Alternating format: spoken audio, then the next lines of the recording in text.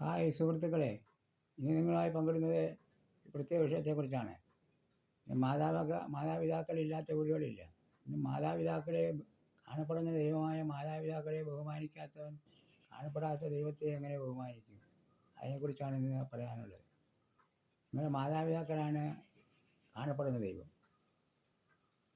ആ മാതാപിതാക്കളെ ബഹുമാനിച്ചെങ്കിൽ കാണപ്പെടാത്ത ദൈവം നിങ്ങളോട് സ്നേഹം കാണും. അല്ലാത്തവർ പള്ളിയിലോ അമ്പലങ്ങളിലോ എവിടെ പോയി പ്രാർത്ഥിച്ചാലും മാതാപിതാക്കളെ ബഹുമാനിക്കാത്തവന് ദൈവം കൂട്ടുനിൽക്കില്ല. അതുകൊണ്ട് ആദ്യം മാതാപിതാക്കളെ ബഹുമാനിക്കുക, അത് കഴിഞ്ഞ് ദൈവത്തോട് പ്രാർത്ഥിക്കുക, ദൈവത്തെ ബഹുമാനിക്കുക. ഇന്ന് പല കുടുംബങ്ങളിലും മാതാപിതാക്കൾ പ്രായം ചെല്ലുമ്പോൾ വൃദ്ധസദനങ്ങളിലാക്കി മക്കൾ പോകുന്നു. അതിനൊരു പരിഹാരം കാണണം. വൃദ്ധസദനത്തിലാക്കിയാൽ നിങ്ങളും പ്രായമാകുമ്പോൾ മക്കളും വൃദ്ധസദനത്തിൽ പോകേണ്ടി വരും.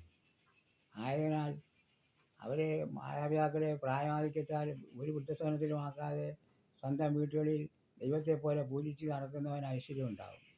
ഈ വീഡിയോ നിങ്ങൾക്ക് ഇഷ്ടമായെങ്കിൽ ലൈക്ക് ചെയ്യാനും ഷെയർ ചെയ്യാനും സബ്സ്ക്രൈബ് ചെയ്യാനും മറന്നു പോകരുത്.